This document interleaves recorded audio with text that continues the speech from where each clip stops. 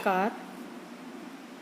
आज हम स्टार्ट करेंगे BSc part 2 paper 3 face rule में टू कंपोनेंट सिस्टम।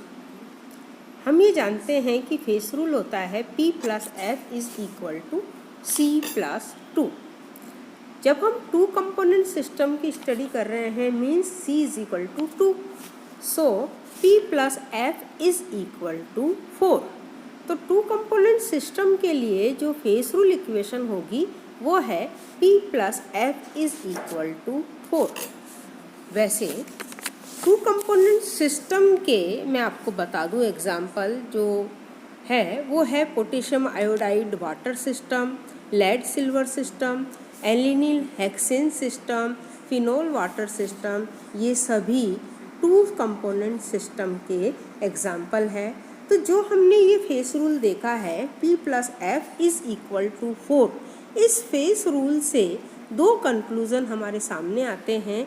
वो ये है कि जब हम minimum number of phase P = 1 put करें तो इस इक्वेशन में हमारे पास maximum number of degree of freedom. अब जब maximum number of degree of का मतलब हमें यहाँ पर 3 वेरिएबल काम में लेने होंगे, प्रेशर, टेम्परेचर एंड कंपोजिशन। और इन 3 वेरिएबल को हमें 3 एक्सिस पर रिप्रेजेंट करना होगा, यानी हमें स्पेस में 3 डायमेंशनल मॉडल बनाना होगा।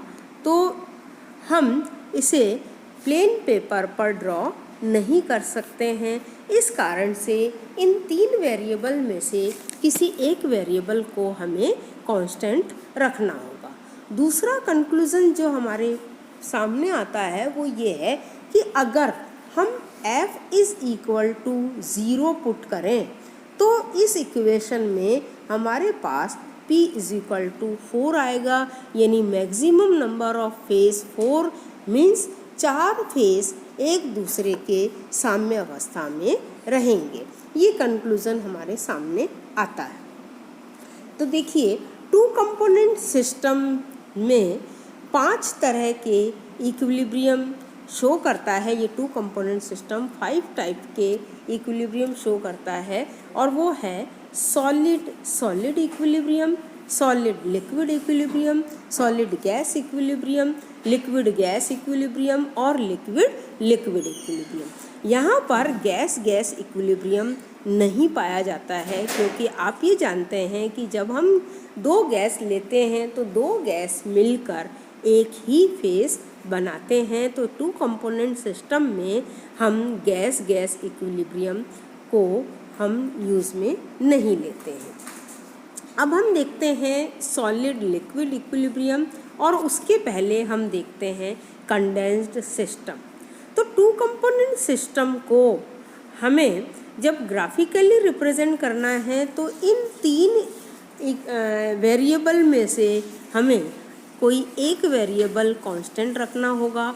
और अगर हम सॉलिड लिक्विड इक्विलिब्रियम की बात करें तो सॉलिड लिक्विड इक्विलिब्रियम में प्रेशर का इफ़ेक्ट उस इक्विलिब्रियम पर नहीं के बराबर होता है, यानी ये जो सॉलिड लिक्विड इक्विलिब्रियम है ये हम ओपन वेसल में ऑर्डिनरी एटमॉस्फेरिक प्रेशर पर हम इक्विलिब्रियम की स्टडी कर सकते हैं। तो इसलिए प्रेशर कांस्टेंट रखते हुए हम टेम्परेचर और कंपोजिशन में वेरिएशन करके हम इस इक्विलिब्रियम की स्टडी कर सकते हैं। तो ऐसी रेस्ट्रिक्शन कंडीशन में जो है डिग्री ऑफ फ्रीडम में 1 की कमी हो जाती है और हमें फेस रूल का ये मॉडिफाइड फॉर्म काम में लेना होगा P + F = C+1। अब जो ये फेस रूल अगर हमारे पास आ गया और इस फेस रूल में अगर हमने P = 1 पुट किया तो F = 2 आएगा, यानी 2 वेरिएबल टेम्परेचर और कंपोजिशन यहाँ पर होंगे। तो ऐसा सिस्टम जिसमें हमने प्रेशर को हमने स्थिर रखा और हमने वेपर फेस के दाब को हमने इग्नोर कर दिया, हमने उसको नगण्य मान लिया, तो इसको हम संगणित तंत्र कहते हैं। तो such system in which the pressure is kept constant and the pressure of vapor phase ignored are called condensed system. तो अब आपके सिलेबस में है सिल्वर लेड सिस्टम। सबसे पहले हम इस सिल्वर लेड सिस्टम या जिसे हमने सीसा रजत तंत्र भी कहते हैं, रजत यानी चांदी, ये सिस्टम जो है ये 2 कंपोनेंट सिस्टम है। और यहाँ ये जो रजत और सीसा है ये एक दूसरे में पिघली हुई अवस्था में पूर्णतया मिसिबल है, मिश्रणीय है, और ये आपस में कोई रासायनिक क्रिया द्वारा यौगिक नहीं बनाते हैं। तो यानी silver and lead are completely miscible in liquid state. They do not react chemically to form any compound. तो हम यहाँ पर वेपर फेज को इग्नोर करते हुए इस लेड सिल्वर सिस्टम में टोटली हमें 3 फेज देखने को मिलते हैं, solid silver, solid lead and mixture of liquid. तो यहाँ पर ये जो फेज डायग्राम ड्रॉ किया गया है, ये phase diagram temperature versus composition draw किया गया है। और यहाँ पर इस फेज डायग्राम में आप देख रहे हैं, जैसा अपन पहले देख चुके हैं कि जो भी हमने फेज डायग्राम ड्रॉ किए हैं अब तक वो स्केल के अकॉर्डिंग नहीं होते हैं, यानी नॉट टू स्केल होते हैं।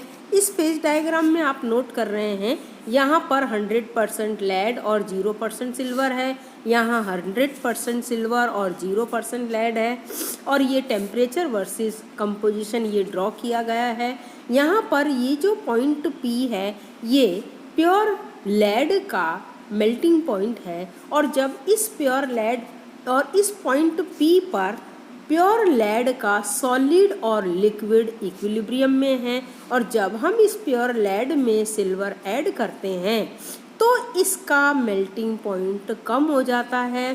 तो यानी हमारे पास 2 प्रावस्थाएं होगी, एक होगी सॉलिड लेड और दूसरी लिक्विड लेड में उस सिल्वर का भी कुछ अंश होगा। तो जैसे जैसे हम सिल्वर मिलाते हैं वैसे वैसे इसका मेल्टिंग पॉइंट कम हो जाएगा, जिसको हम हिमांक कहते हैं हिंदी में, और ये मिनिमम होकर ये पॉइंट ई तक आ जाएगा।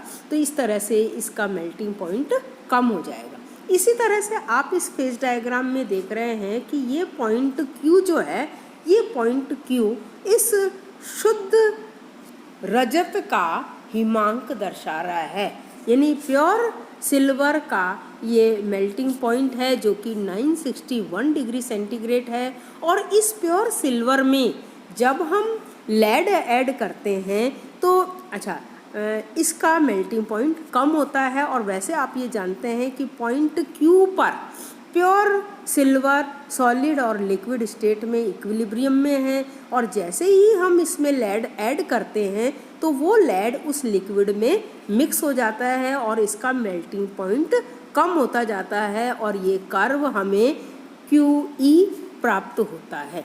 तो इस तरह से यहाँ पर हम ये देख रहे हैं कि द्रव में यानी लिक्विड में जो है वो लेड की जो परसेंटेज है वो 0 से अधिक हो जाती है, और इस तरह से ये कर्व जो है QE की तरफ आता है। तो इस तरह से इस फेज डायग्राम में इस सिस्टम में हमें टोटल 3 कैरेक्टरिस्टिक्स देखने को मिलती है। एक कैरेक्टरिस्टिक्स है वो है कर्व PE QE, यानी ये मोनोवेरिएंट सिस्टम है, एक चर तंत्र है। और दूसरी इसकी कैरेक्टरिस्टिक्स जो है वो है एरिया बिटवीन द कर्व, जैसे आप यहाँ देख रहे हैं ये वाला एरिया, ये वाला एरिया, ये एरिया, ये हम देख रहे हैं। और तीसरी इसकी कैरेक्टरिस्टिक्स है यूटेक्टिक पॉइंट या गलन क्रांतिक बिंदु E। इस तरह से हम इन लक्षणों को, इन कैरेक्टरिस्टिक्स को अगले लेक्चर में हम इसको डिटेल में देखेंगे। Thank you.